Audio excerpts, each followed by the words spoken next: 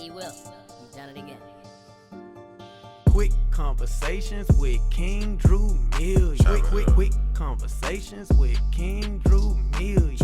Quick conversations with King Drew Millions. Quick conversations with King Drew Millions. Let's chop it up. What's happening, family? Welcome to another episode of Quick Conversation with King Drew Millions. It's your boy, Mr. Quick. And I'm King Drew Millions. And of course, this episode is brought to you and sponsored by Keep It P Clothing and the At Risk Youth Center in Harris County. And Opportunity Center, you know what I'm saying? At Risk Youth Opportunity Center, baby. Yeah. And let's chop it up, man. Let's, you know what I'm saying? Like, shoot, Drew, you normally do more interviewing, you know what I'm saying, than talking. So, man, let's kind of get the people a view of you, where you come from, you know what I'm saying? How did you get to where you are? And some of the things that you've experienced in life, you know what I'm saying? Just to kind of give the kids, you know what I'm saying, just to shed a light to show them that you're human, you know what I'm saying? You've done things, you know what I'm saying? And be a little transparent with us if you don't mind. Is that cool? Hey, man, that's what we're here for, man. Yeah, let's chop it up. Yes, sir. So, first thing I want to ask, man, where you from, Drew? Man, that I ain't gonna lie, bro. That's always been growing up. That question has always been tough for me. Yeah. Cause where you from in the hood, you know, growing up how we grew up. When the person asks you where you from, that could be a fight. That could be an argument. Fact. That can be the older you get. That could be a shootout. You know. Fact.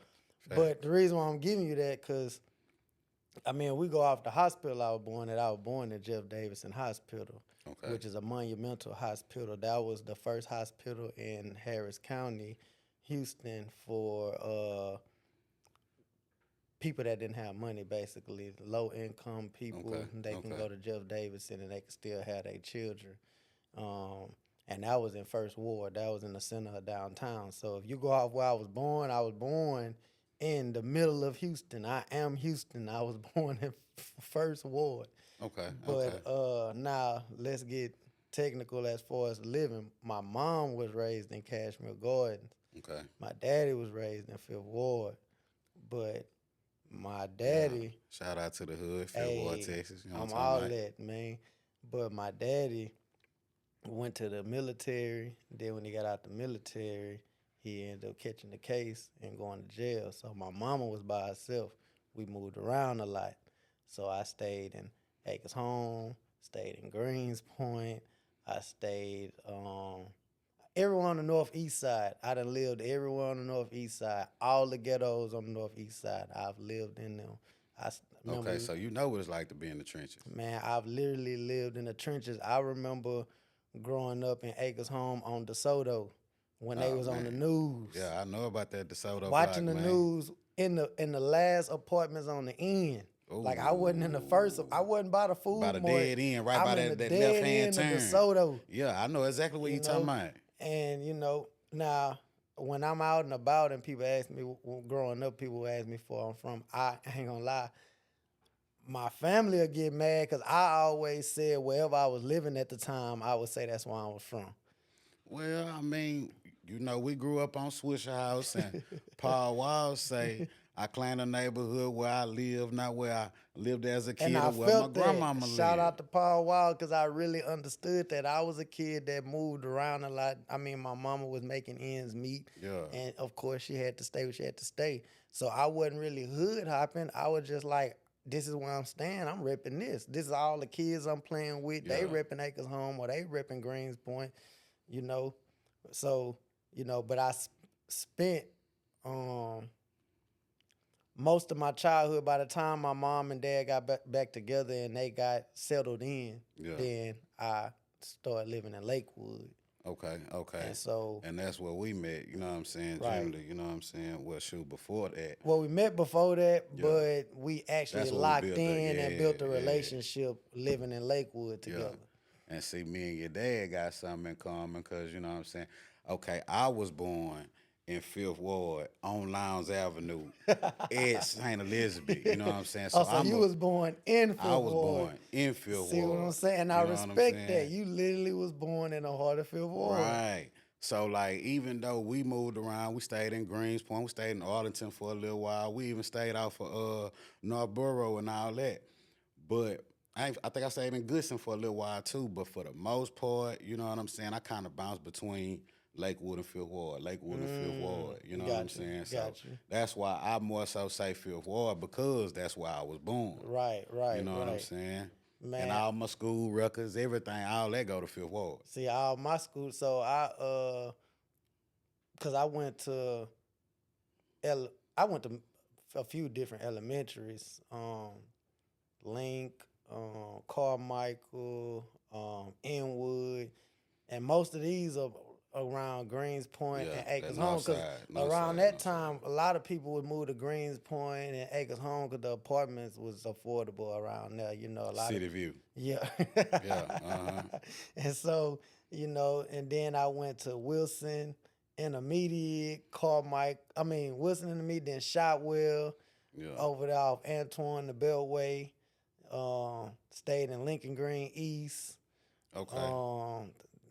Right by the Beltway, Northwest Park. Right before you get to 249. Yeah, I know exactly where you're at. Northwest Park, so that's why I built my childhood and all that. But on the weekends, of course, I would go live with family in Fifth Ward, or go stay with family in Lakewood, or go stay with family that's in the middle of the hood. Right. So Denver Harbor, lived in Denver. I spent summers in Denver Harbor. Yeah. You know, and with the only black family that was living in Denver Harbor. Nah, facts. Like, 'cause that's what my bus stop was. And shoot, I remember having to get off the bus at Glenarm and Shotwell and try and hurry up and get across the tracks. And that's what's crazy, bro. Like, if you shout out to the Fishers. The Fisher family for years was the only black family in Fifth Ward. Man, Fifth Ward Jarvis used to wait on me, you know what I'm saying, to come across the tracks, make sure I was straight. R.I.P. Fifth Ward Jarvis. If you from Backstreet, you should know who I'm talking about. You know what I'm saying? Kept it real, GQ, you know what I'm saying, on GP. And that means general purpose, you know what I'm saying? Yeah, so I have a lot of different, and that's what's so complex about me. And I've lived and hung in many different areas. I will say this though, my family didn't mess around with the South Side. I didn't learn the South Side till I got older. Really? I never experienced the South Side growing up. All my childhood was North Side experiences. That's crazy word. Like my mama tell you, even to this, like my mama tell you, I don't mess with the South Side. Like she would not cross that. Well, she used to take us to the zone. We begged her to take us, and she'll tell you the whole ride. I do not mess with the South Side. So I never had many experiences with the South. My daddy to this day, he'll tell you like, That's crazy. He'll go to Spring before he go to the South Side. Like, my people don't mess with the South Side. They stay on the North. Uncle Jim put me on that South. Uncle Jim really put me on Screw. You know what I'm saying? That was first person took me to the Kappa. You know what I'm saying? Way in 99 before it got shut down. Travel going both ways. Flagship, you know what I'm saying? Outlet there, you know what I mean? I was a wee type. And then we started going, you know what I'm saying? As we got a little older, we got buku stories about that, you know what I'm saying? So when Swisher House was dropping all that stuff, you know what I'm saying, we really was in tune and really ahead of our time. So I will say to kids, I know it's a lot of kids out there with a family, you know, moving. I will say embrace. I know it's uncomfortable moving around a lot and being in different places and trying to figure out where you from. I would say embrace it. I learned to embrace it because even when like my wife said this, like she said, it's nowhere you can go where you don't know nobody. Right. You so know, did you get comfortable being like the new kid? I'm not gonna have to say the new kid because even though we moved a lot, she didn't really make me switch schools. Okay. like I would finish a year out at a school. Okay. You know what I'm saying? So like she wouldn't take me out in the middle of the school year and make me go here. Like she would figure out how to allow me to successfully finish that year, and then when the first day of school started, I may go to a new school. But everybody knew for the most part. You know what I'm saying? By the time I got to 5th or 6th grade, I was going to school with the same people until high school. Then when I got to high school, I went to the same high school all the way through. So I didn't really have to technically continue to meet new people, but I was going home, like, even though we moved to Lakewood, I was still going to school in Acres Home. You was going to Shywell. Right. You was going to So Shywell. she would wake up, take me to, I would get to school, and then I had an aunt that would let me live with her. You know what I'm saying? Shout out to Aunt Tanya, love you, baby. You know what I'm saying? Shout out to Aunt Tanya. She tell me every day she loved the grown man I became, but boy, I used to eat all her snacks. I used to terrorize her house just being a little kid, just doing me. But she allowed me to stay. Like my mama didn't even have to come get me during the week. She would allow me to stay at her house so I can go to school and, you know, get my education or whatever. But I I appreciate, you know, being so diverse. Right. 'Cause Does that have anything to do with the person that you are today? And when I say that, I mean like as far as the influence is concerned, because I mean, even though it's the north side, you know what I'm saying? Like cats from Acres Home operate a little different from cats from Fifth Ward. They operate a little different from Lakewood. You know what I'm saying? Like as far as like the dynamics is concerned, like Fifth Ward might be known for certain things, certain hustles, you know what I'm saying? Right. Vice versa with Acres Home, they might move a certain type of way, and Greenspoint definitely move a different type of way from all of them. And that's a good statement to make, and that's the reason why I said embrace it. Yeah. Like I learned early in life, I don't know if it's my zodiac sign, I don't know if it's my genetics or who my parent is, or if it's my upbringing, but I learned very young how to move in environments that's uncomfortable. Yeah. Like, you know, I can go anywhere. What Jay-Z said, I go anywhere on God's green earth and triple my worth. Like, I learned very early how to just go somewhere, peep the scene, vibe, because I'm always in different places. I was always like I would go to school during the week with this group of people. On the weekend, shout out to my godfather, Uncle Ike, you know, Uncle Easky. He'll come pick me up. We'll be in Fifth Ward all weekend, you know what I'm saying? Then I might go stay with my Uncle Emil. Shout out to Uncle Emil. He in a whole nother side. I was always, as a kid, I was always in different places. So it made you a well-rounded person. A well-rounded person. I could go anywhere. I could pick up on a conversation. I could pick up on a vibe. I could pick up on this, you know, and I will say, I guess that what makes it better for me, who I am now and what I do, because I literally can go somewhere, not do the most. I'm like, okay, let me chill, see how this going to go, how this going to play out, which it actually helps me with my career that I've chosen through my last couple of careers. My upbringing plays a major role with how I'm handling myself on a day-to-day basis. Right. So let me ask you this real quickly. Who would you say is your biggest influence in your life? Like, who did you look up to the most? I remember you telling me that your father was, you know what I'm saying, doing a little time or whatever, and shout out to Uncle James, because he was an amazing cat, you know what I'm saying, cool as a fan, you know what I mean? You know what I'm saying? We like third generation of friends, so you know what I'm saying? But that's crazy too. That's a whole nother. Yeah, that's a whole nother topic, you know what I'm saying? Third generation friends right here in front of you, and you don't even know it. Small note, my great-grandmother went to school with his great-grandmother. We was bound to be. It was, you know what I'm saying, destiny, you know what I'm saying? For but real, nah, for real. Continue your question, though. But, like, who would you consider like your biggest influence, because you said you were around a lot of males, you know what I'm saying? Uncle Ike, Uncle Emil, you know what I'm saying? Your old man, you know what I'm saying? Like, who kind of really helped you navigate through some of those hard times, you know what I'm saying? Because even if your father wasn't there, you know what I'm saying, it's always a male role model that kind of puts you under their wing. That, to be honest, I don't have one person. I could never give my life, my success, or my mentality to one individual. Yeah. Um, I'm a sponge, bro. Yeah. Like Yeah. I had somebody tell me it's two things, two people important to me that look up to me told me. Um, One person said, "Man, how do you do it?" I'm like, "Do what?" He was like, "How do you uh like you don't fail. Like when something ain't going right, you bounce back quick. Like you just," and I was like, I just learned to be a sponge, and that goes to where me moving around a lot. Like I go somewhere, I'm quick to feed off good energy. So I could take anybody can be my mentor at any moment. I'm not just like, oh well, if this person said this, I'm just gonna go with this person said. Like I'm gonna go off what I need for the moment, what's going on. Yeah. So I can't sit here and name one person. Then I had someone else tell me, they was like, "Man, you like the Euro step." I'm like, "What you mean?"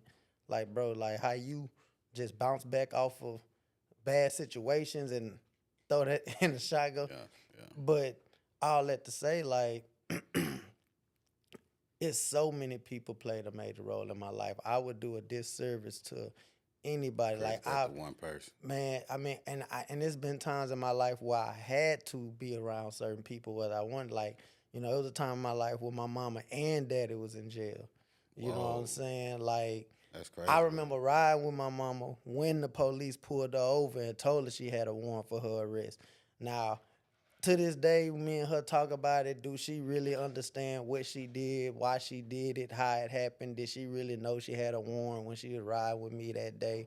I don't know. I ain't judging her, but I remember riding in the car on 45. Like, it's crazy how vividly I remember it. Really just don't talk about it much, but I remember riding down 45 over there by where the gallery furniture is at, and the police get behind her, and boom.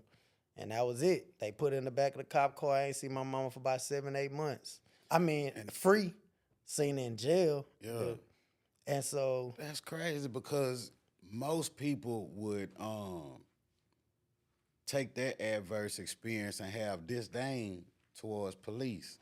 And you became a police officer. You know what I'm saying? That's the, you know what I'm saying, ironic thing and very, you know what I'm saying, mind-boggling. You know what I'm saying? Like, you really flipped the whole script. well, the accountability side of it. So the older I got and the more I questioned my mom and dad about their decisions, I can't be mad at the police. Yeah. Like, even with my daddy. Like, when I talked to him about his circumstances and what he went through, he like, son, I chose to do that. Like, I mean, granted, it was the late 80s, early 90s. I mean, you was either selling or doing, you know what I'm saying? I mean, Thanks. or you just you was either straight or dibbling dabbling on one or the other end. Yeah, real But talk. it was a self accountability on his behalf. I mean, he served his time, got out, and made a great man of himself. But I mean, we've talked about it. Like, I made that decision. I didn't know my daddy was a corporal in the army. Like, he was climbing up the ladder in rank in the army. But when he came out So and that's came why home, he's so militant and kind of straightforward. This what it is. well, as he would say, you know what I'm saying, the army and jail made him, but Yeah. those are two different militaries. Right, but you know still what have I'm to have saying? a militant mindset. But you, in both scenarios, you got to have a structure and some type of understanding. Yeah. And so with my mama, as I talked to her about it, I didn't see the police wrong her. I didn't see my mama get beat or like nothing like that. I didn't see that. I seen the police pull her over, tell her she had a warrant. She step out the car. She look at me. She started crying. Of course, who wouldn't? Like, she know what's up. Yeah. They took her to jail. But She ain't go off or nothing. She ain't say nothing crazy to the laws or nothing. no, I mean, at the end of the day, she had me in the car. At that point, that's when life hit. I mean, even with me being a police officer, I've seen those situations where I have to make that decision, but my job is to uphold the law. So, and that's even with us growing up, bro. Like, a lot of times people thought I was scary. Like, Yeah. that people thought I was like, Drew don't never want to do this. No. Drew got a daddy that did time already. Drew got a mama that did time already. Like, I remember them letters vividly of my daddy writing me, son, don't go out here and make the mistakes I made. Don't do this, don't do that.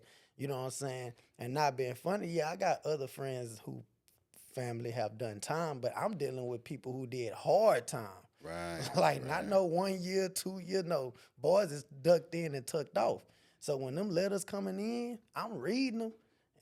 And them phone calls coming, like hey, you on voice recorded monitoring, you got X amount of time. And then you hear that voice break from a grown man, like, well, shoot, this finna be up. I grew up like, man. Then in my household, like nobody was like hiding information. Right. I was getting raw information at an early age. From the source. From source. Hey, Yeah. you do this, like, my mama would come. She would literally, everything I did, if you do this, you going to jail. If you do this, you gonna catch an STD. I can definitely like, it wasn't bet. no, like, it wasn't no. Well, she was working at the hospital. What? And bro, she stayed on us when she was working at that doctor's office, man. I'm like, man, I ain't very golly. But I mean, I can honestly say, man, your parents definitely was part of my fabric as well, dog. You know what I'm saying? Shout out to Aunt Vet. Shout out to Uncle James. Real talk, man. You know what I'm saying? Like, y'all definitely showed me a different perspective on life. But you real. know what I thought about though? Like, it's crazy because we would switch roles at each other's house. Like, my household, like, they was giving raw information. I don't know what, cloth my people, like, they would just straight up tell you, like, hey, this what you want, this what you gonna get.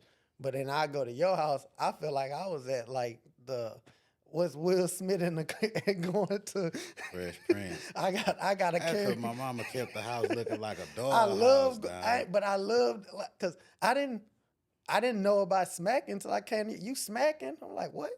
Yeah. My mama ain't never said I was smacking. Carry a fork the right way. I remember I walking through the hallway. I had a fork. Where you going with that fork? I'm like, huh? Turn that fork this way and knife this way. Like, I'm like, man, these are the rules. I go at home, mama. You know. And I asked her, mama, it's a certain way you supposed to hold a fork. She's like, yeah, boy. I'm like, well, you ain't never taught me. You ain't never. She talking about, you know not to hold your fork upwards. I'm like, you never said that I can't. You know what I'm saying? Man. Like, I would go to your house and get, like, I love going over there for that experience, and Shout out to my tea lady, you know what I'm saying, because she definitely instilled some of the best practices in me and my friends, you know what I'm saying, the people that was around. we knew when we came to your house, we had to be on our P's and Q's. Imagine living them. That's why a lot of the stuff that I did, I knew I was going to get in trouble. But that's for. why I say you would come to my house and do stuff that you knew you couldn't do at your own. Yeah, that's why I always wanted to be at your house. I ain't going to lie, man. I used to love being at your house, man. I'm like, man, I can relax. Yeah, my house You was know what fun. I'm saying? Shoot, we can sit in the living room. Oh, man, But this is I would alright. say, to go back off that, though, my people didn't really have to worry about me going so far off the deep end because I didn't do a lot of stuff off of knowing what all I went through. Yeah. Like, even when my mama went to jail, like me going to see my mama in jail. Now that's definitely a hard pill to swallow there. I mean, I ain't gonna lie. and I'm every bit of 6 or 7 years old. Like this, I'm not like in middle school, high school, and then kind of got my own life going on. Like, I'm a baby still. you Like, still I'm wee still tight. like what? You know what I'm saying? Had to stay with my granny, my uncle, different people, and that's why I say, to answer go back off that question, who influenced me? Everybody, bro. Like, everybody at one point, like, your parents influenced me, like my granny influenced me, Uncle Ike influenced me, Uncle Emil influenced me. Like, when I say I spent summers in Denver Harbor, like, I learned how to hang around Hispanics. Like, I would go over there, my cousin Liddell, we would literally, he would take me everywhere with him, you know what I'm saying? And not only that, take me everywhere with him and protect me. Like, it wasn't no, you finna do this to who? What? Like, I remember shooting at the park at Denver Harbor. Like, that's the first time I ever seen a drive-by. Like, we at the park shooting basketball and all that, and I'm not knowing, I'm having fun. They was like, get down. They You talking about already. the one on out Chris? Or the one that's in the hood? In the hood. Okay. No, Okay. we was on Waxahachie in the center of Denver Okay. I know Harbor, exactly bro. which one you're talking Like, about. I thought you was talking about the one right there by Sandberg and all that. nah, not that one. I'm talking about in the heart of Denver Harbor. When you come down Wayside Yeah. and then you cut in Make that and left. what? And we had to park hooping. Then the car drive by. I'm not know they like get down. They just start running that mud. Dang, so you experienced a lot at a very young age. I'm man. probably like 8, 9 years old on this And one. that's what I'm saying, bro. Like, it really baffles me that you actually became a police officer. And when you decided to become a police officer, bro, at first I thought you was playing. You know what I'm A lot saying? of people did. Nah, for real, because you went with the firefighter thing. Right. You know what I'm saying? Then you went with the EMT thing. Well, know when what you I'm saying? ask me who influenced, that's a powerful question you ask me, and I'm gonna keep bringing this up because each step of my life. So my mom had a personal friend Mm-hmm. that We're gonna leave it at that. was a firefighter, and he told her to tell me, hey, if he ever want to be a firefighter, he don't like college, he don't want to go to school, or he want to just push college and school back, he can get into this field, make some money, and develop a good, successful life out of this. Yeah. And the guy was a good dude, decent guy, and I piggybacked off that. But when the best piece of advice he gave me was to get my EMT license first. He said, get your EMT license first and then do the fire part. Because a lot of people don't pass the fire side. It's different. So EMT, medical, cool. But fire is different. Running in the fires and doing all that drills and all that, a lot of people don't get that. So he said, you get your EMT license first.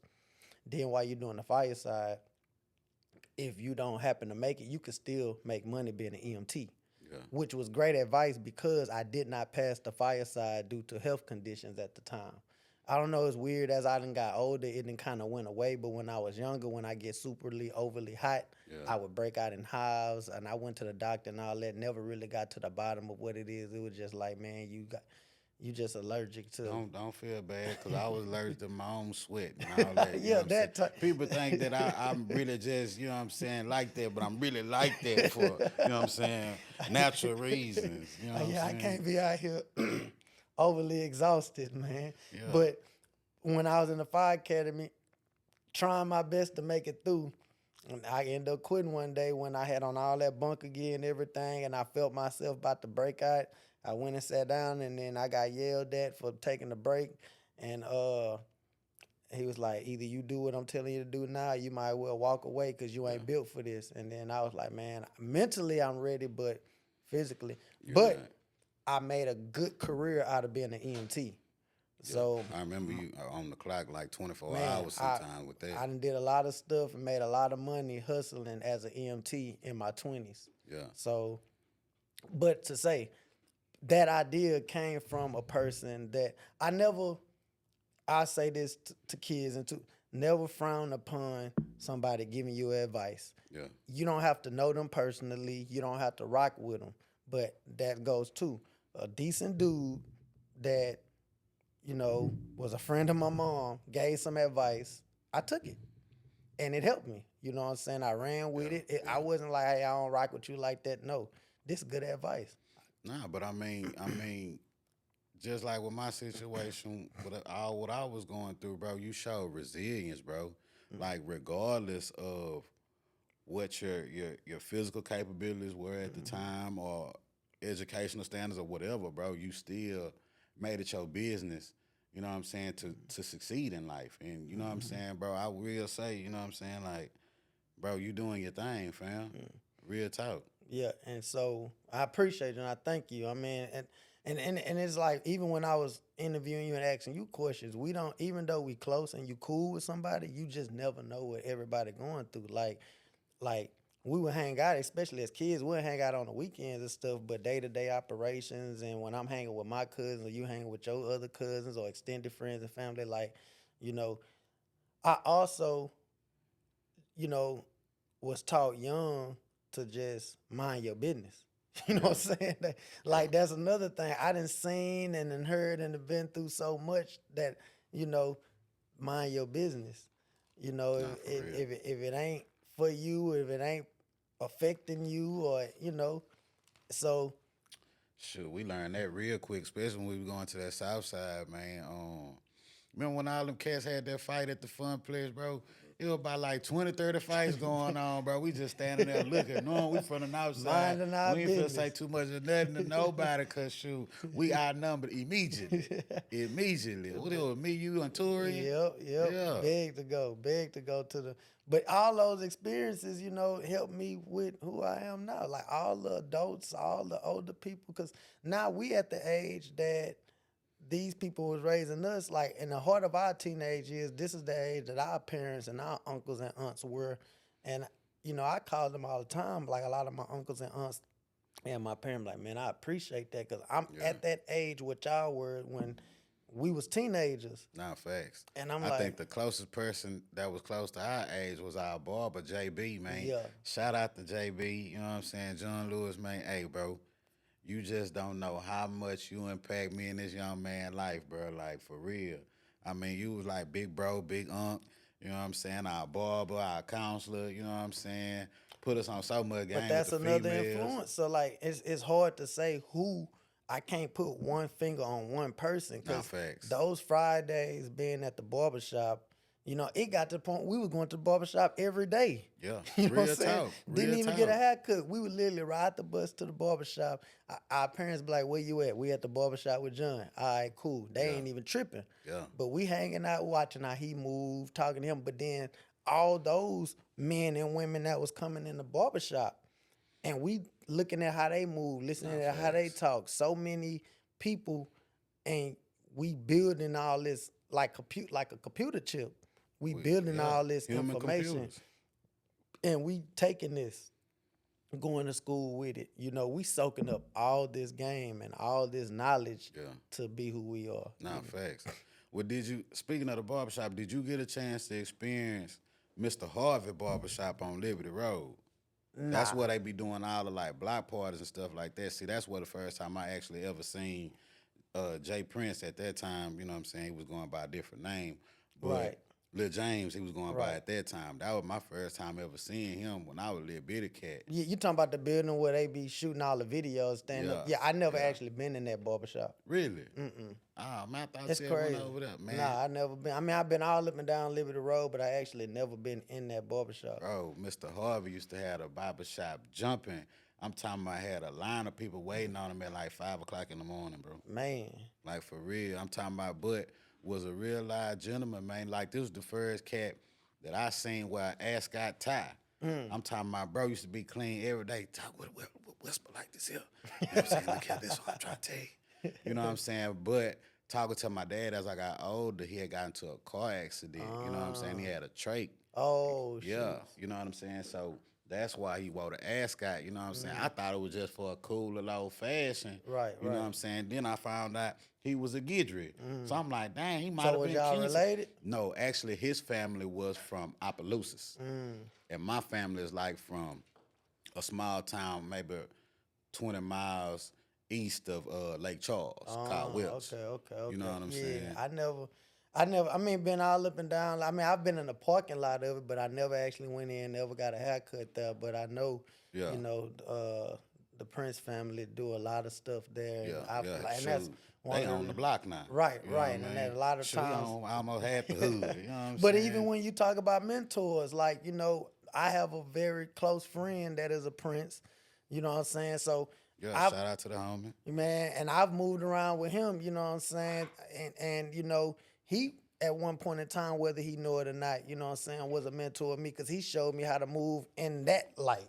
In high school, Nah, going to all these facts. parties. Facts. Like he brought me in to like the kids celebrity like party Yeah. type of mode. Like 'Cause we when we was going doing that rapping thing, man, I seen how bro was moving like real strategic, bro. We was way up in what part? Richardson, Texas or something like that. what? Doing a rapping show, you know what I'm saying? When we was actually really trying to pursue a rap career. Man, but like when we first met in the 9th grade, and I remember he asked me to go to a party with him, and I was like, yeah, he came to my house and showed and you know and thank you, you know what I'm saying? He picked me like honorable guy, like picked me up, you know what I'm saying, and came to my house, picked me up, rode with me, took me to the party, and when stuff got shady, he gave me the keys to his car. Drew, you go sit in the car. It's some stuff finna go down. You know what I'm saying? You ain't that type. This ain't your business. And I'm gonna come get you and we gonna, you know, came back to the car. I'm like, before I even left, I'm like, nah, wherever you go, I go. He like, this ain't for you. Like, if I need you, I got you. But what I need you to do is go sit in the car. We the same age though. Yeah. So this is a person same age as me, but he been going and I go sit in the car. He come back. All right, this party over. You know what I'm saying? There's too much going on. You know what I'm saying? He was like, what you want to do? You want to go home? You want to go get something to eat? Woo, woo. Yeah.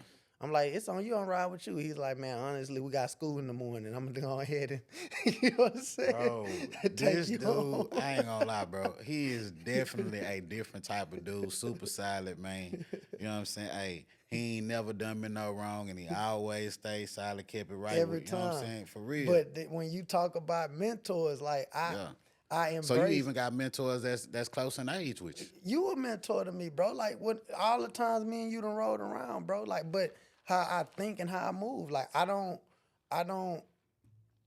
not trying to be noticed. I'm not trying to be seen. I'm not trying to be heard. If you peep me, you peep me. You know what I'm saying? But when I'm riding with you and you like you say, I went to Barbara Jordan. You went to Booker T. You got the way your people at Booker T and your friends at Booker T move. I already know when I'm riding with you, like, just chill.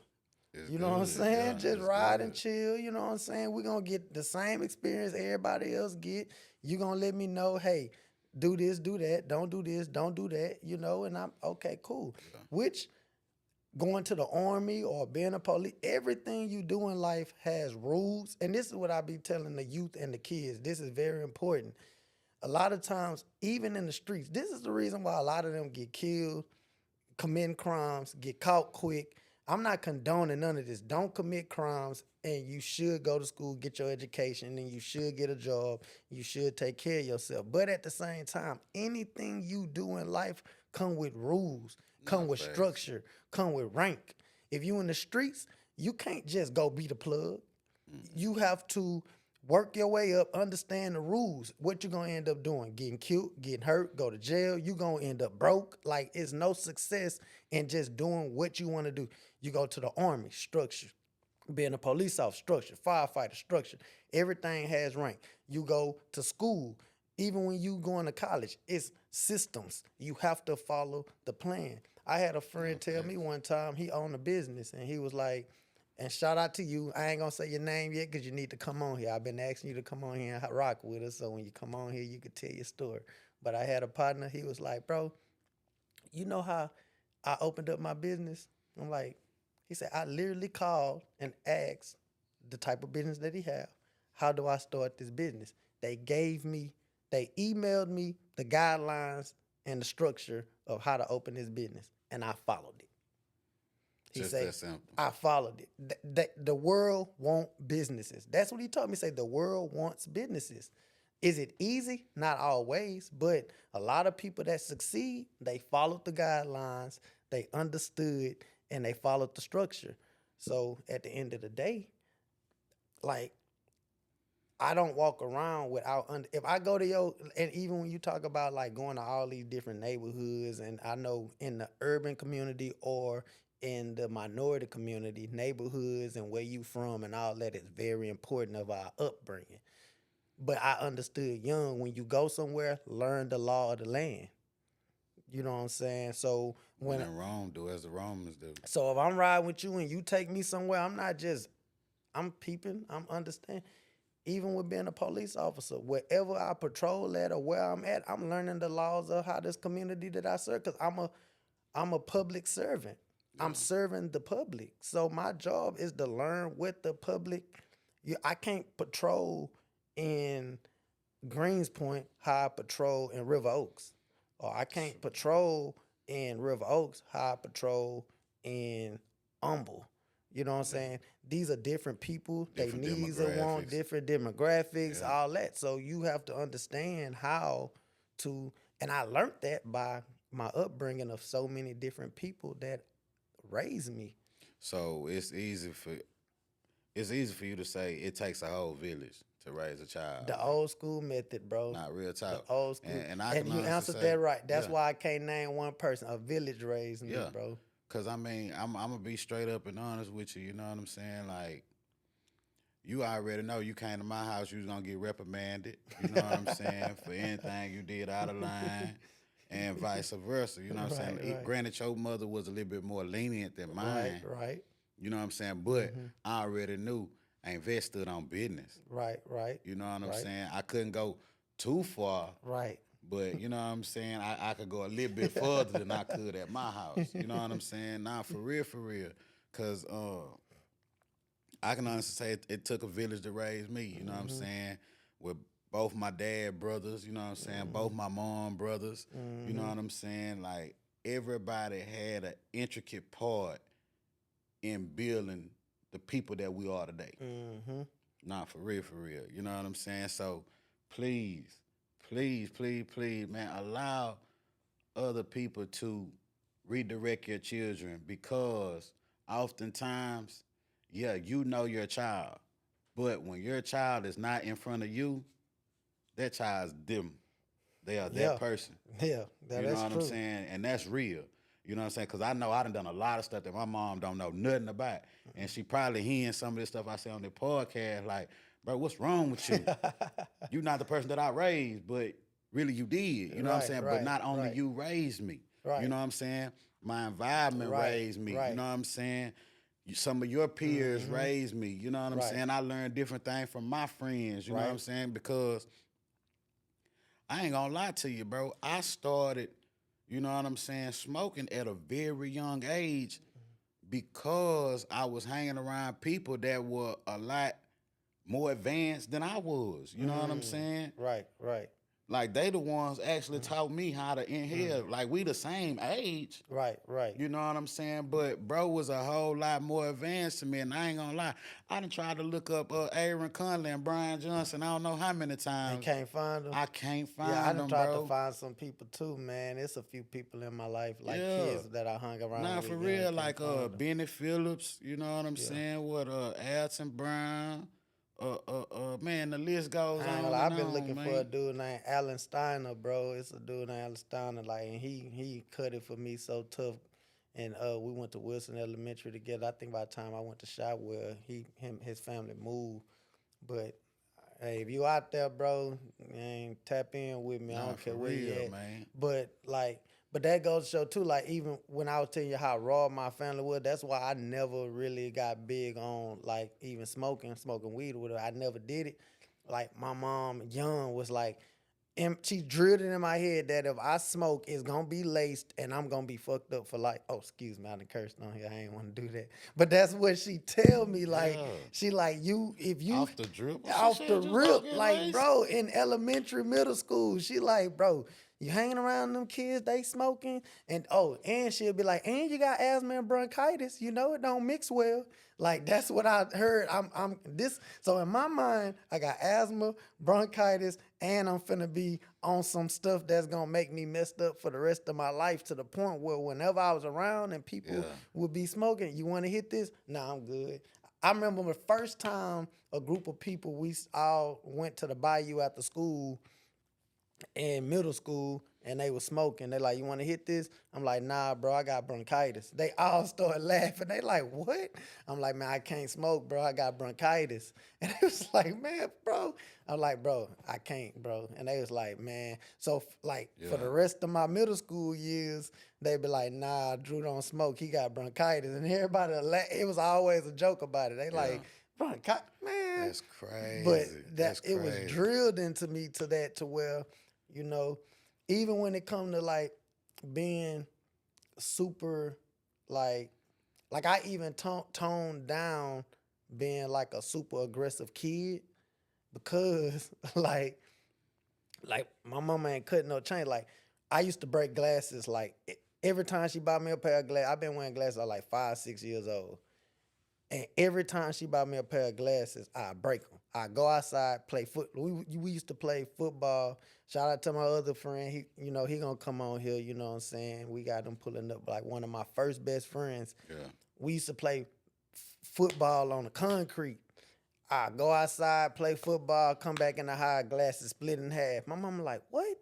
To the point where I was breaking glasses probably like once a month. Like literally, she would be like, I just bought some glasses. Da da da da da. To she, I stopped being as active because wrestling. I go wrestle. I remember we had a homeboy. It was probably like 20 of us in his house wrestling on, and we done broke his mama table. I can't make this up. He let us in the house. Like they end up moving after that. Like it was like 20 of us. We playing. That's when WCW, WWF. His mama at work. 20 of us. We in there wrestling, throwing each other. I'm talking about jumping off the counter, elbow dropping.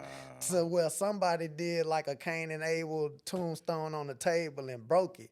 People was bleeding in there. Like I swear to God, this was like we just went in this mama house. Said I can't make this up. Said we're gonna do a Royal Rumble. That's crazy. But I went home with some broken glasses, and my mom was like, "I'm done." Like she whooped me to the point to where I really just stopped. Like it's a mental thing for me. I really stopped being as aggressive and active because I knew that I'm probably gonna break my glass. I'm playing basketball, and a lot of times it was just an accident. You playing basketball, you getting serious, boom, they knock your glasses off, step on them. Yeah. I gotta go home, man. My mama. Then I remember they went with the oh man, come the on. wraparound. Don't tell me you had one. Nah, I ain't do it. That's why okay. I prefer it to be more cool than active. So that's when I started pulling up. You want to hoop? Nah, I ain't gonna hoop.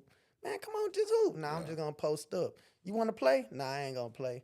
I stopped really being because I'm like, I don't want to get my clothes dirty. I don't want to break my glasses.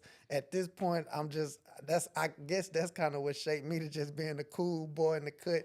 But I mean, that goes to show that, you know what I'm saying? Like, bro, it's cool with just being a cool person, bro. You know what I'm saying? For real, because my cousins, you know what I'm saying, they was out there a little bit more than I was, and you know, Houston Gardens head honcho, you know what I'm saying? I mean, shout out. you know what I'm talking about? You know what it is. Hey, that's another person that I wanted a LeSabre. I got a LeSabre because of him. Real talk? My first car was a LeSabre, but now I was mad because I wanted the one he had with the ice medals. He had Lorenzos. Oh, well, yeah, he had Lorenzos, yeah. But I was going to get the ice medals. Okay. My bad. I ain't mean to disrespect your grind like that, but I wanted the ice medals because I knew I wasn't finna go get no Lorenzos, but I wanted the exact one he had. But my daddy came home with the square body. I was mad. He was like, I thought you said a LeSabre. I was like, I did say a LeSabre. I wanted, the long one, the bubble body.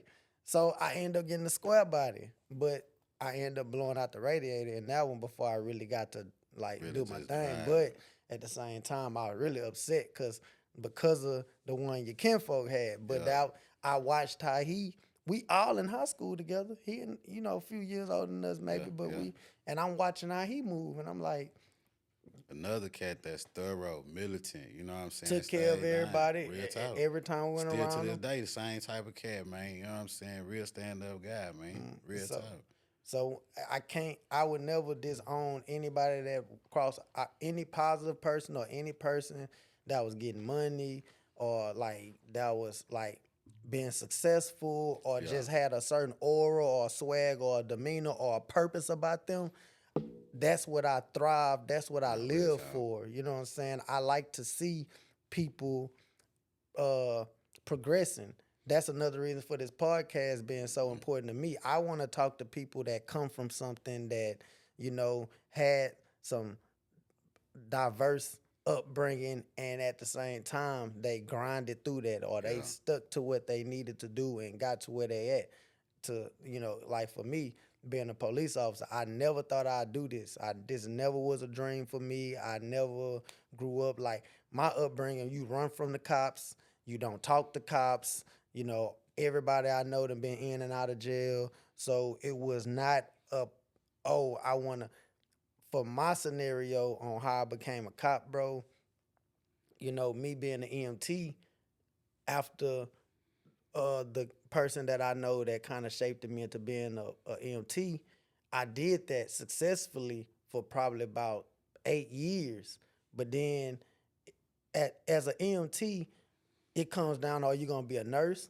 Are you gonna be a firefighter? You gonna be a doctor? Like, what are you gonna do in the medical field next? Cause I can't start and this is a whole nother issue, but EMTs don't get paid nearly as much as they should. They don't. And society and the world don't know this. So is the EMT the same person that's on the ambulance? Yes.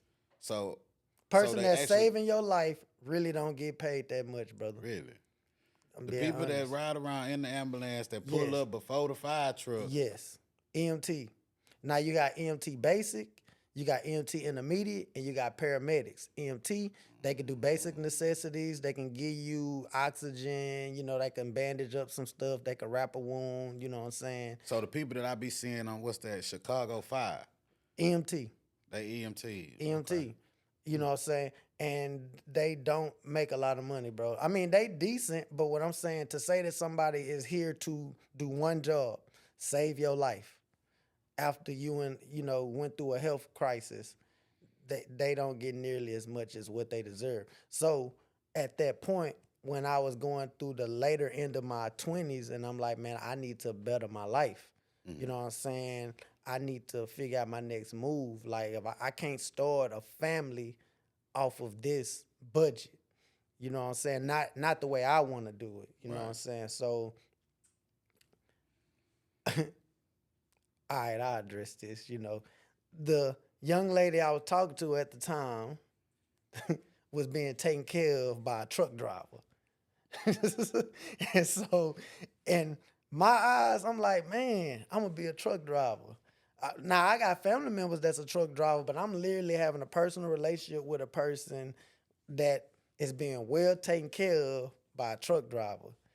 And so I wanted to be a truck driver off of what I know that the elders in my family did, and off of this personal relationship that I have with somebody where I'm not making nearly as much as I should to maintain this lifestyle that I want to live. So I went to HCC with some money I saved up and asked the lady to be a truck driver. And she asked me why. And I gave the same answer I told you. I was like, I got some uncles or whatever that's truck drivers. They've been doing pretty good. I got this young lady that I like, and whether I know she really good for me or not good for me, but she being taken care of by a truck driver. And the lady started laughing. I was like, do you really want to be a truck driver? Do you really know what it takes to be a truck driver? And I was like, it's just truck driving. She was like, no.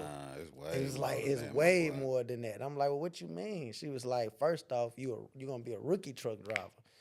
Your money going to come by clocking them miles on that road. Like, you make money by getting in that truck and putting them miles on that road, state to state. Like, you not finna, she say, unless you got connections and plugs and you already in the game, you not finna just do no inner city, And unless make some bread. unless you got your own truck.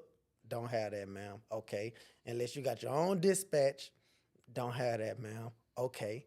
Like, so she was like, and honestly, you don't look, I'm in there like, once again, I'm in there, I'm fresh, I'm clean, looking good, smelling good, no disrespect, but I came in there professional. She say, you don't even look like a you truck don't look driver. like a truck driver. I'm like, what? She was like, you don't give me the vibe of a successful truck driver. So, You know, it's funny you say that because when I say my daddy came home, that's what he was doing. He was doing 48 states. You know what I'm saying? That's how I ended up driving the truck. You know what I'm saying? oh, So, because he was on the road. he was on the road. I never the truck knew was that. at the house. Oh. And my mama ain't want to drive me to school. Right. You know so what he I'm saying? really ain't just really want that to be that way. It was just kind of like You know what I'm saying? When he out of came sight, back out of home, when he mind. came back home, I had to put 2 tens in the truck. I had to change the radio. You know what I'm saying? And he like, man, I can't take this from my Yeah, shouted, man. yeah. That's why the truck means so much to me, bro. Got you. I still got it over 20 years Man, later. I ain't know. Yeah, okay. So, and that goes to show. So, with that, him being on the road, that's another thing. She was like, you gonna be on the road, you not gonna be with this young lady. Nah, real You know talk. what I'm saying? You gonna be on the road, you gonna come home, you gone. if you making money. And so Yeah. for you to get that example, like he gone his whole, like he don't know what's going on at home. And so when I Didn't have the told her, slightest clue. my question to her at that point, and I can't remember this lady's name. She don't even work at HCC no more. I was at HCC. It was a counsel. She was a counselor at the time, and she was like, "Have you thought about being a police officer?" Like what? I'm like, "No." She was like, "No, hear me out."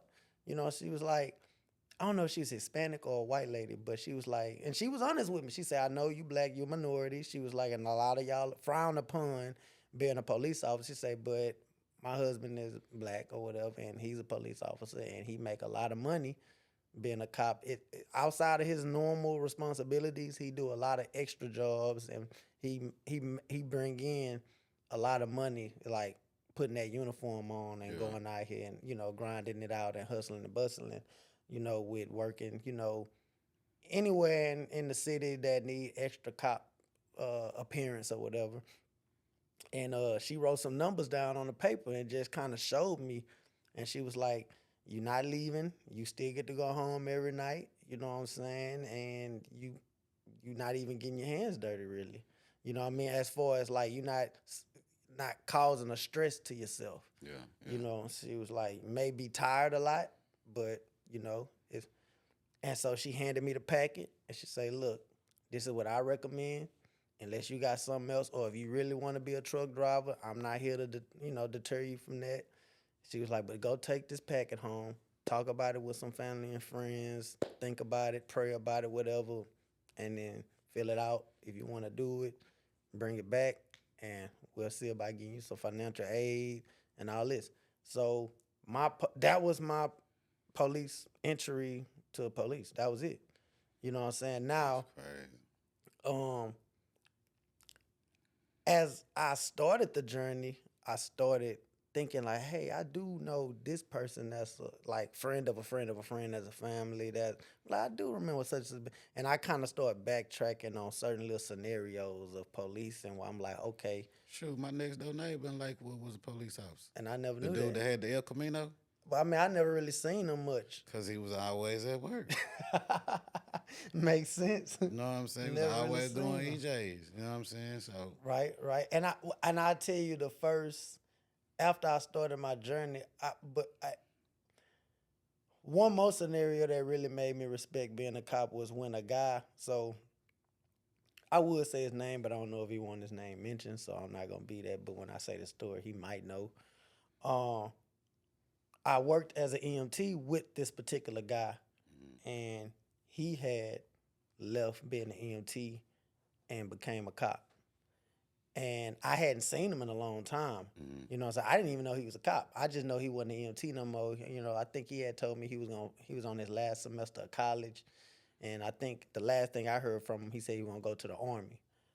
And so we was at a club one day, and a guy had we talked about this Right. a little bit last time. Right. Yeah. So to double back on that, the guy had got shot, and me and my homie, more so of my, my other best friend or Yeah. whatever, he ended up resuscitating the guy, bringing the guy back to life. EMS came. Well, when the guy come, that's a police officer. I'm like, and I look at him, like, hey, and I'm trying to be friendly.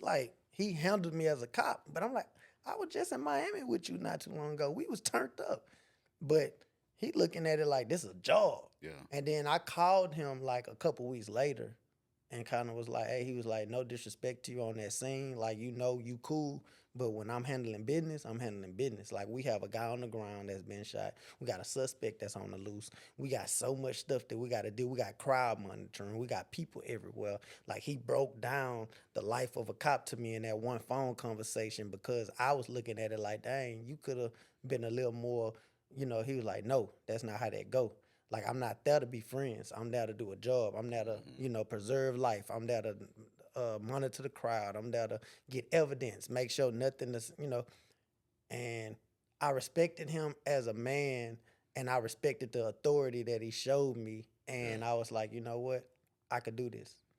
You know what I'm saying? And that's kind of And I ain't gonna lie, remember when you first had got off into that whole little situation as far as being a cop is concerned?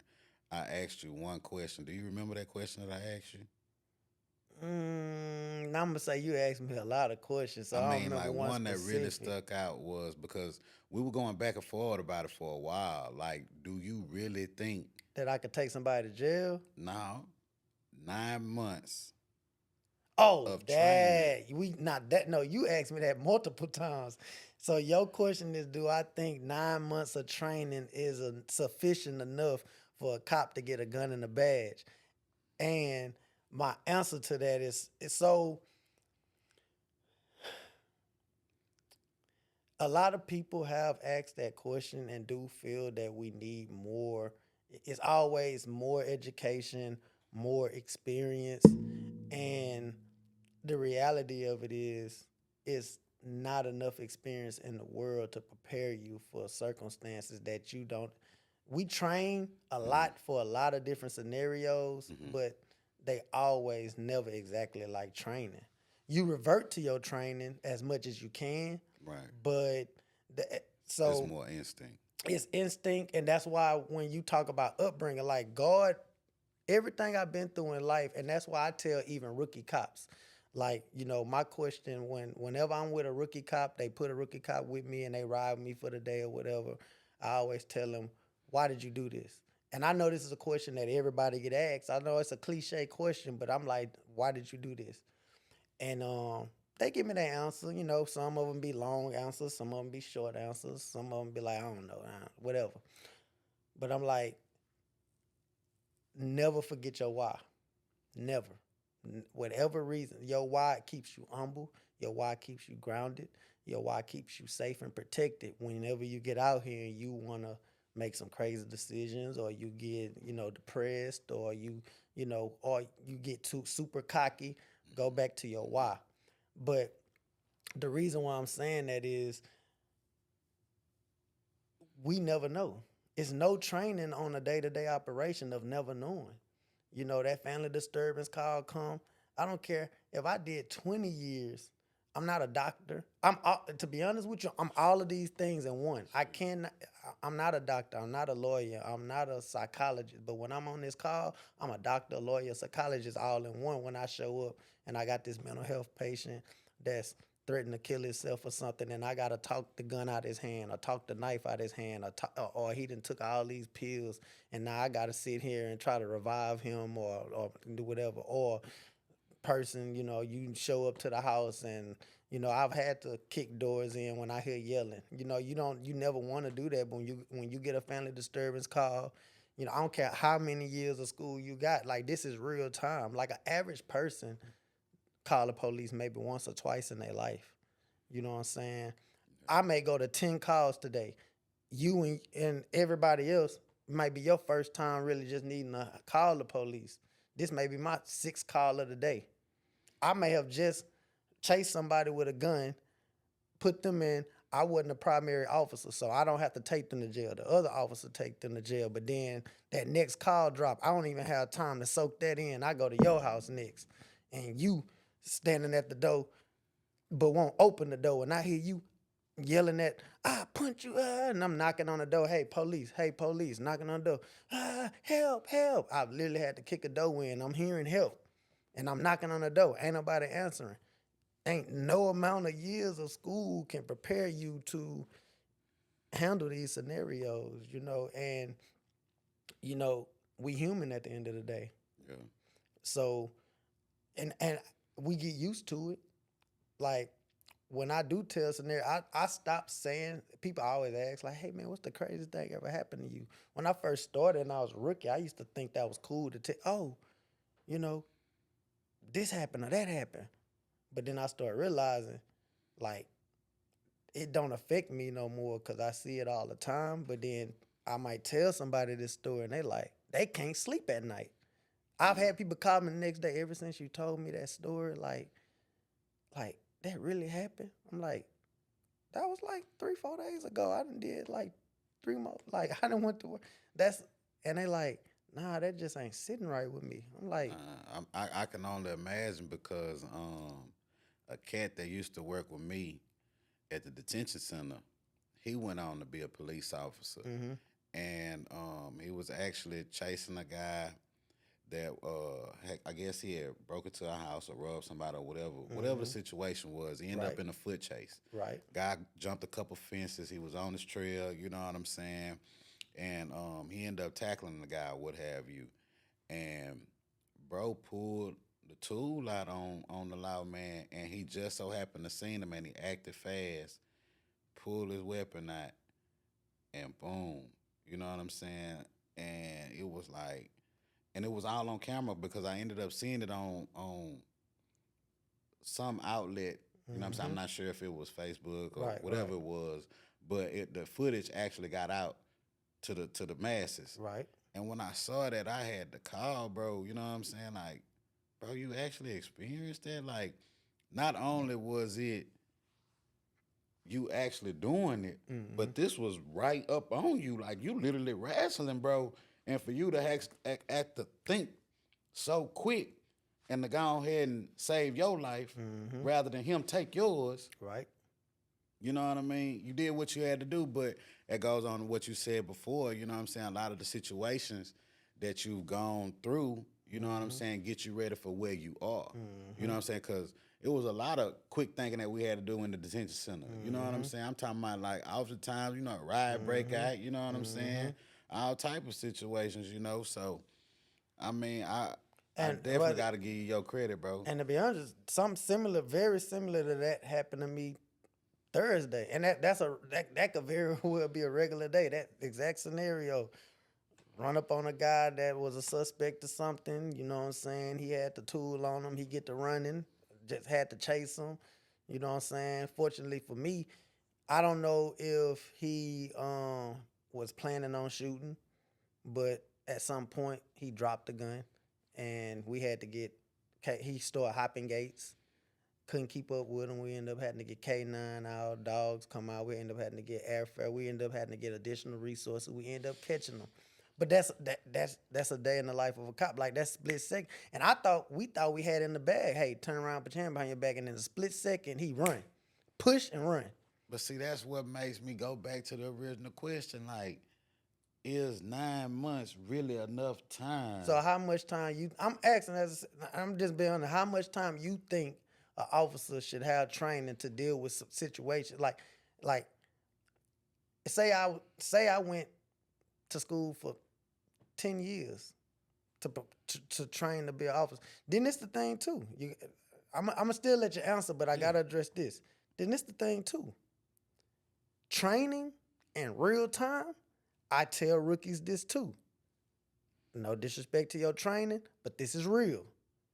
I've seen people on their first day, you can't make up your calls. We don't go to work and say, today I want to do this, or today I want to do that. I've had days where I sit at work all day, nothing. And then the next day, back to back. I'm like, what's going on today? It's weird. It happens that full way. moon. Crazy. So I tell people, I've seen people come to work and one day quit. I had a guy, even different shifts play a factor on how you patrol. Had a guy that was on nights. Nights is typically slower. People usually at home in bed. If you ain't looking for nothing, you probably ain't gonna find nothing. He worked nights for a year. Came on evening shift patrol, he ain't last a week. Because it's evening shift, everybody up 2 to 10, around 6, 7 o'clock, people get home, people start doing weird stuff. He didn't last a week on evening shift. So all of these things are different. And I say this, I tell rookies, you come in, just know that training, you want to revert back to it, but you don't know what's going to happen today or tomorrow. Like, pray, keep yourself humble, revert to your training, but understand this is different because you're dealing with it in real time. So if I'm not on these streets learning, if I train for 10 years, but I never been in the streets, that 10-year training is zero to somebody that been in the streets for a year.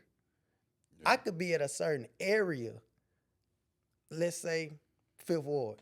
I could be in 5th Ward for a month.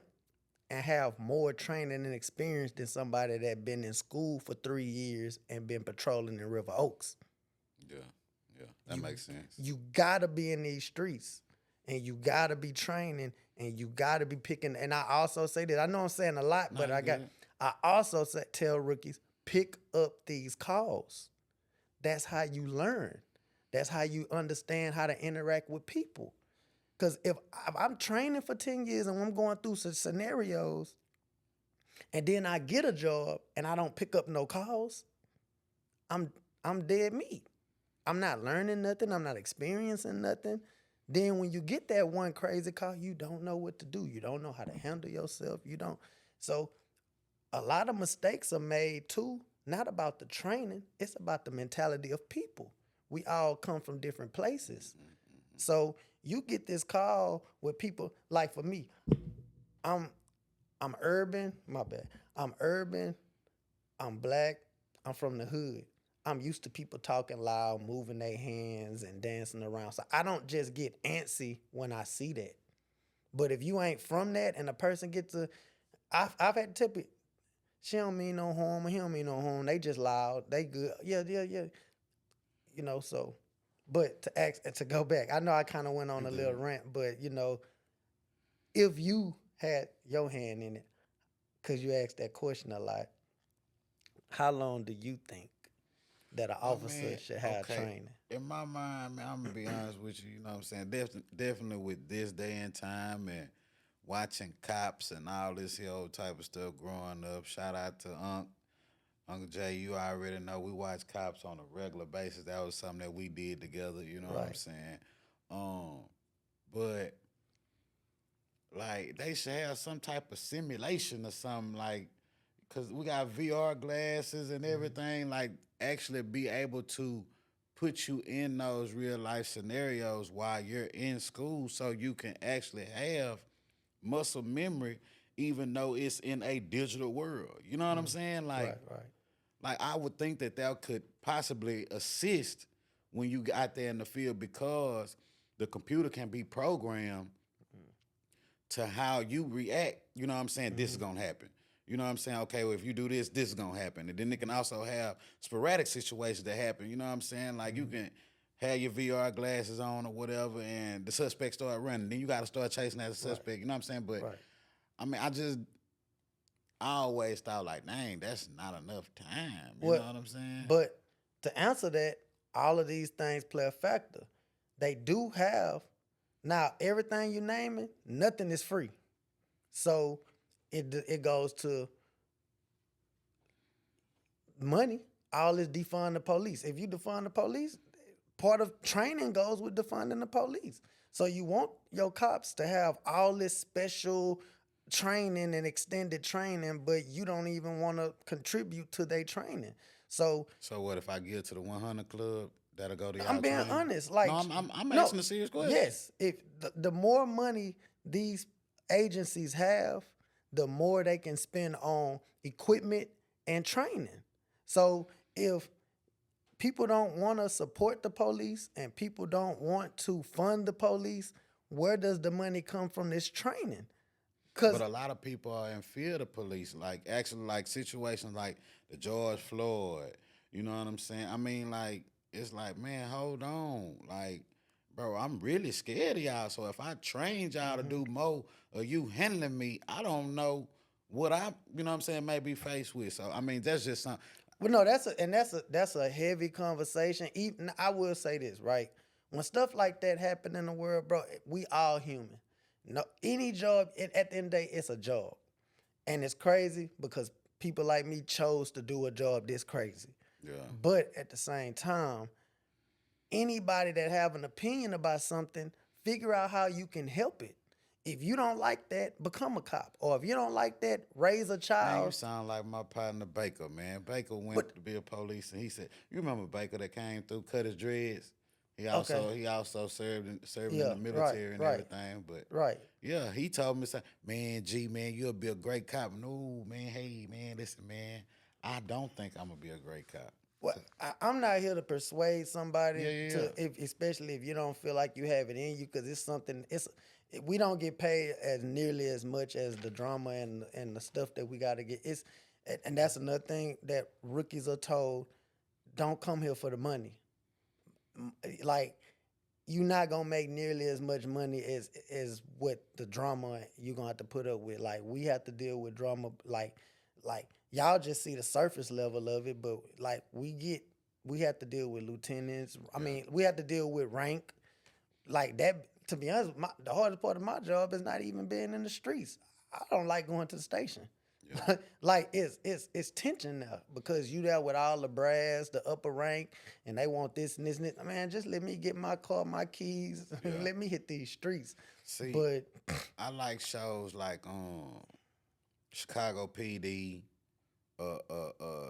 New York Undercover from way back in the day. and it ain't real, bro. Like, once you become a cop, bro, and then we say that and even when they tell you take that TV BS somewhere else.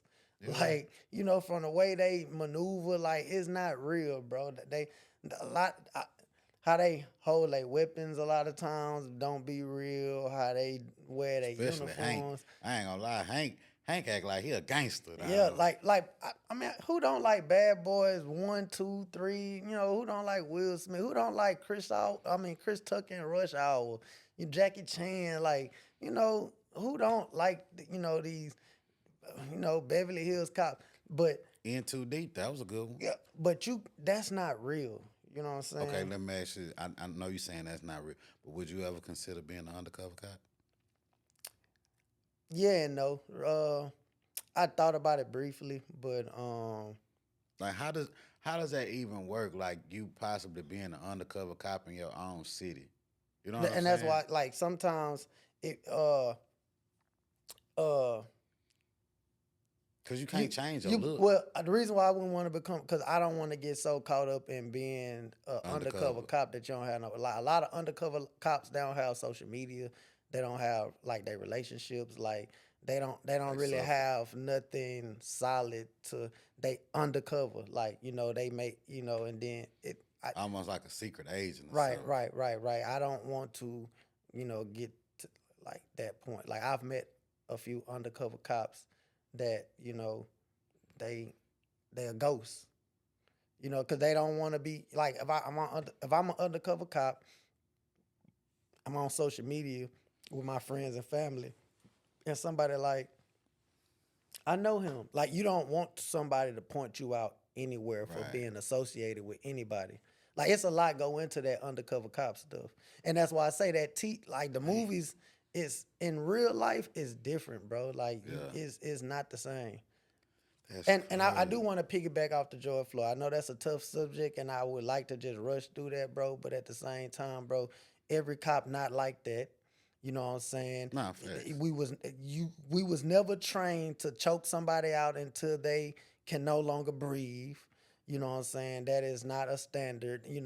But at the same time, scenarios are different. You know what I'm saying? That's those people's scenario. That's their case.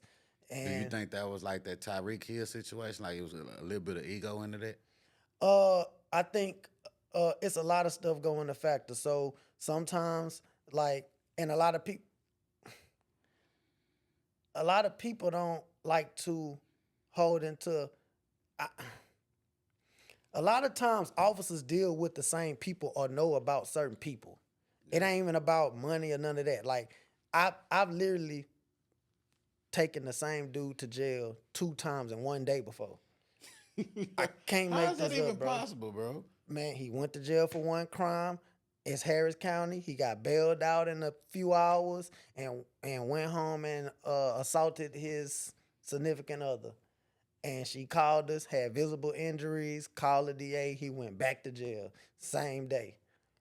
So sometimes we know these people, bro, like, have dealt with these people.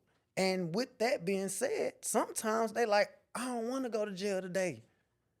It's not your decision, bro. We here now. You should have thought about that before we get to this point. And the guy last week that I had that ran on me, he wouldn't have went to jail if he wouldn't have ran. The dude, I mean, it's so many things play a factor in it, but it's know the law. That's the problem between the community and the police officer. Ignorance of the law is no excuse. So learn the law. Teach your children, teach your family, know the law. Two, like you don't always like honestly, that's the thing too. When you asked me earlier, I never really had a ultimate bad time with a police officer. A lot of times in my encounter with police officers, I probably was really speeding. I just didn't want a ticket. I probably was out hanging out with the homies doing some wild stuff, and I just felt like the police should be. It's more like an authority type deal. A lot of times, my issue, I've learned to tell people, bro, you only upset with me because of the authority factor. You wrong, but I'm the person with the uniform on, and you upset. If I pull you over, you speeding, I instantly get an attitude. Or if I walk up to you and be like, hey, bro, you know what I'm saying? This is a no parking zone. I come here every day. I can park here. No, bro. I wasn't here yesterday. Sorry. Well, where you be? I don't have to tell you where I be at, bro. Like, I'm here today. This is a no parking zone. Can you move around? You know what I'm saying? Or pull up. It's usually just we are taught to not like cops and not like authority. But when I think about it, like my instances with police, I've had some police officers back in the day in some situations, they let me make it. And I'm here to tell my story today because they let me make it. You know, they like, you know, so all police not bad. Everybody not out to get you. You know, and if we could bridge the gap between the community and the police and people learn the laws and don't just always have an attitude with a police officer, of course it'll make it better. And we dealing with times now with technology. Everybody got a camera. Most police agencies have body camera. Yeah. So we can't just go out here and we do get held accountable for our actions. Agencies don't have to tell the community this, but like you can call and make complaints on officers, and you know our supervision will let us know like, hey, and we'll have to be held accountable for our actions. It is what it is. It's like any other job. You late, you get rolled up. You know what I'm saying? You have somebody that complain on you. You have to speak on your complaint. You know, and now, but where the flaw come in at is when you make these complaints and they go look at that body camera or they go look at the video footage and they start seeing inconsistencies in your story. That's where they like, well, that ain't right. That he shouldn't have did that. And then most people show the video clip of what they want out in the world. A lot of these videos, sometimes it's blatantly wrong. But a lot of these videos, it be backstories to it. You can't, you know,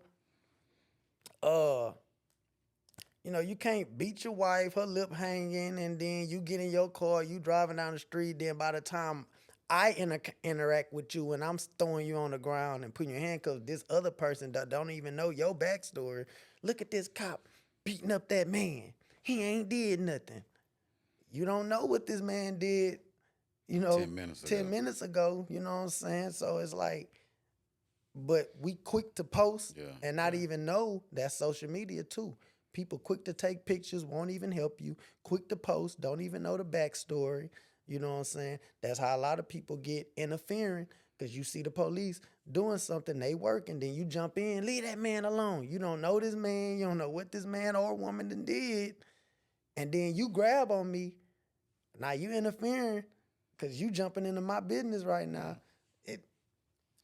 But I want to bridge the gap of the community, learn the laws, talk to police officers, you know what I'm saying? And that's why when you came into it that time at the Opportunity Center, you know what I'm saying, I'm glad you were able to converse with a couple of the kids, you know what I'm saying, actually take time, man, because that means a lot, you know what I'm saying, because a lot of them are in fear of the police because they grew up in situations just like you know what I'm saying, parents being locked up, you know what I'm saying, growing up in poverty-stricken neighborhoods, you know what I'm saying? So, I mean, brother, I will say, man, we're going to have to pick this up again, you know what I'm saying? Because you have a very interesting story, and I would love to share it with the world, you know what I'm saying? So, we're going to conclude it for the night, y'all. Thank y'all for tuning in again.